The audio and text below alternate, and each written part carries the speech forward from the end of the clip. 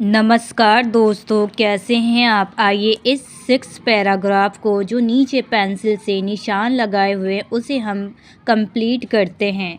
ये क्लास 8 वसंत भाग 3 से लिया गया है। इसका शीर्षक है पहाड़ से ऊंचा आदमी। चलिए इस पैराग्राफ को पहले रीडिंग करेंगे और साथ ही साथ इसके अर्थ को भी जानेंगे। चलिए शुरू करते हैं। और अपनी पत्नी की असामयिक मौत से उपजे प्रचंड दुख को एक नई संकल्प शक्ति में तब्दील कर दिया। 5-6 साल तक दशरथ अकेले ही मेहनत करते रहे। फिर धीरे धीरे और लोग भी जुड़ते चले गए। वहाँ एक दान पात्र भी रखा गया था जिसमें लोग चंदा डाल देते थे। कई लोग अपने घर से अनाज भी देते थे। चलिए अब इसके पैराग्राफ का अर्थ समझते हैं।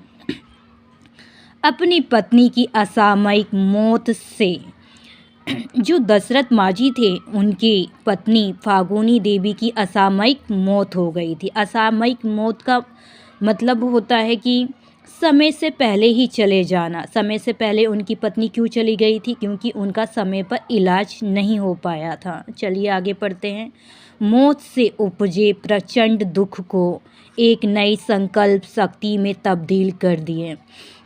यानी कि दशरथ मांझी की जो पत्नी थी उनके चले जाने के बाद जो उन्हें दुख मिला, प्रचंड दुख मिला, उनको उन्होंने एक संकल्प शक्ति में तब्दील कर दिया। उनकी संकल्प शक्ति क्या थी?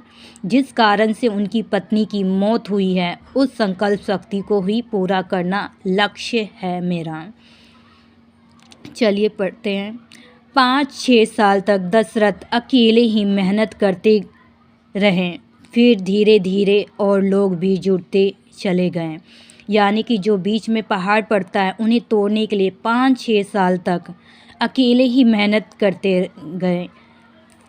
फिर उसके बाद कोई उम्मीद जगी, यानी कि बीच से रास्ता निकलने की उम्मीद जगी तो लोग धीरे धीरे और भी जुड़ते चले गए और उन्होंने भी मेहनत करना शुरू कर दिए। चलिए आगे पढ़ते हैं।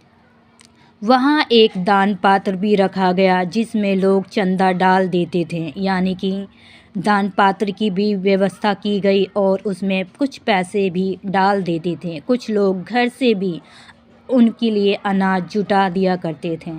तो बताइए इसका अर्थ समझकर आपको कैसा लगा, हमें ज़रूर बताएं।